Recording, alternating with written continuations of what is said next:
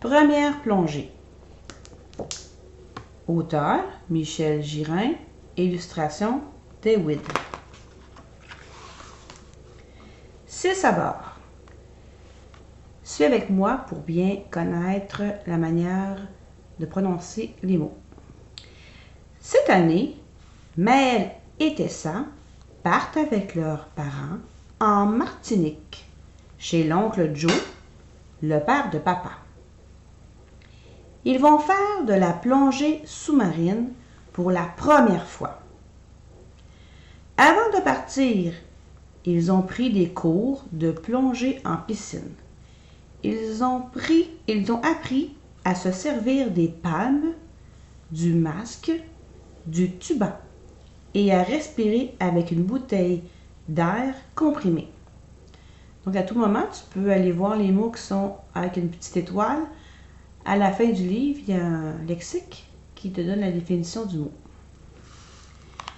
Et maintenant, les voilà enfin en Martinique. Cette île est vraiment un paradis. L'eau est chaude et transparente avec plein de coraux et de poissons multicolores. Ce matin, ils sont 6 dans le bateau qui file à travers le lagon. Papa, maman, les 2 enfants, oncle Joe et Marie-Cécile, sa compagne. Marie-Cécile travaille au parc marin. Elle est spécialiste des raies manta, les raies géantes.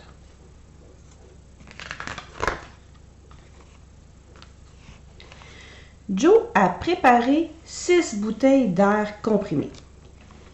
4 pour les adultes et 2 plus petites pour Tessa et Maëlle. Les enfants vont faire leur première vraie plongée. Voilà notre bouée, dit Joe en montrant un flotteur en plastique rouge devant eux. Elle est fixée à un bloc de béton, comme toutes les autres bouées du parc marin, explique Marie-Cécile aux enfants. Mouillée, une ancre est interdite. Elle pourrait déraper sur le fond de l'eau, casser du corail et abîmer le récif. Qu'est-ce que c'est, le corail? Demande Maëlle. Des êtres vivants très fragiles, en forme de fleurs. Je vous montrerai tout à l'heure, répond oncle Joe. Puis, tout le monde s'équipe.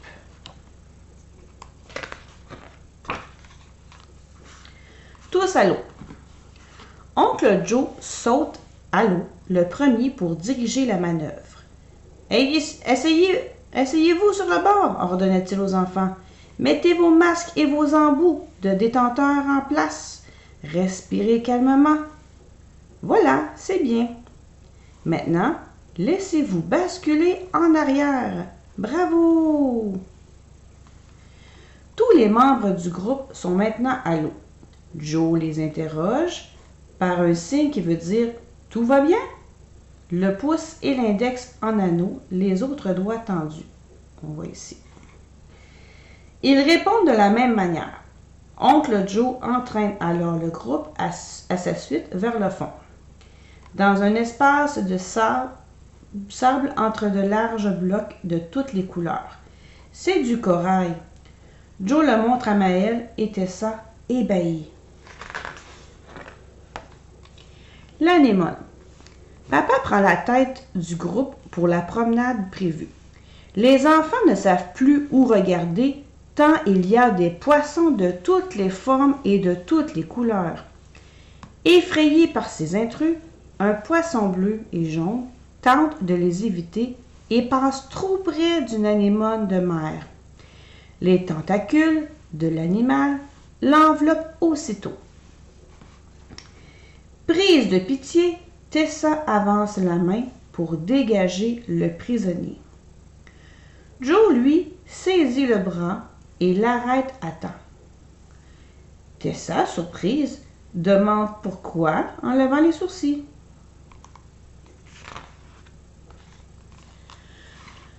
Joe prend à sa ceinture une plaquette de plastique de la taille d'un carnet. Il y écrit au crayon Les tentacules de l'anémone égale poison. En effet, le poisson bleu et jaune a cessé de se débattre. Oncle Joe approche sa main, gantée des tentacules, et les écarte, dévoilant un minuscule poisson orange avec des grosses bandes blanches, cachées au milieu. Les enfants sont stupéfaits. Ainsi, ce qui peut tuer certains poissons en protège d'autres. Et Oncle Joe le confirme en écrivant « Poisson clown égale insensible au poison de l'anémone ». La tortue. Captivé par ses observations, Maël s'est éloigné du groupe. Tout à coup, il voit une grande tortue marine derrière un bloc de corail. Elle tente désespérément de se dégager d'un morceau de plastique transparent qui lui fait un sinistre collier. Elle rame de toutes ses forces, sans résultat. Une extrémité du plastique s'est accrochée dans une branche de corail et la retient prisonnière. Tu vois ici. Mais elle comprend que si la personne ne vient à son secours, la tortue ne pourra pas monter à la surface à temps pour respirer et mourra noyée.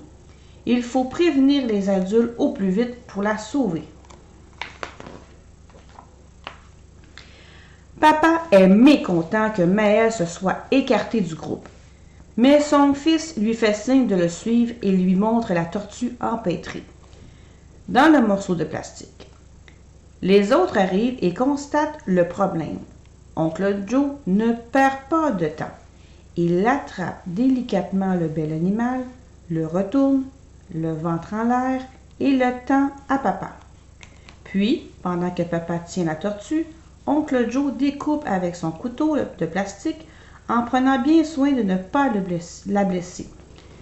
En un instant, la tortue est libérée de son écharpe mortelle. Papa et Oncle Joe la remettent sur le ventre et l'accompagnent à la surface. Maman, elle, récupère le morceau de plastique et le passe dans sa ceinture. Elle va le rapporter à terre et le mettre à la poubelle. Les raies mentales. La promenade continue. Oncle Joe montre son profondimètre. Ils sont descendus à 10 mètres, la limite raisonnable pour une première plongée. Papa fait signe qu'ils vont bientôt prendre le chemin du retour. Mais, sur la gauche, Marie-Cécile montre 3 immenses créatures qui semblent voler dans l'eau. Quelle chance! Ce sont des raies mentales. Elles sont inoffensives, mais tellement impressionnantes que les 2 enfants sont un petit peu inquiets.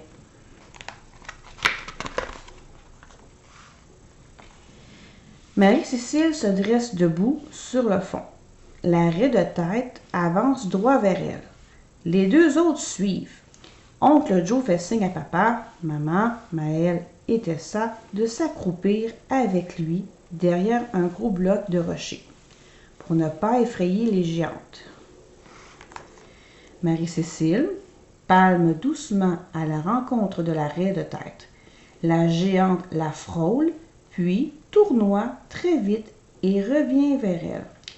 Pendant quelques minutes, la raie mentale et la jeune femme semblent effectuer une sorte de danse. Les enfants n'en reviennent pas. Retour au bateau. Oncle Joe fait signe qu'il est temps de retourner au bateau. Les enfants protestent. Ils voudraient continuer encore.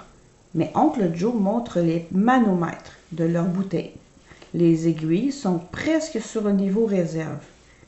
Il n'est plus question de continuer. De retour au bateau, Maël et Tessa sont émerveillés. « C'était super, dit Maël. Les raies mentales sont magnifiques. »« Oh oui, s'exclame Tessa. Quand est-ce qu'on recommence? » Donc ici, tu as le lexique avec les mots qui sont expliqués. Donc, tu peux les lire afin de mieux comprendre l'histoire.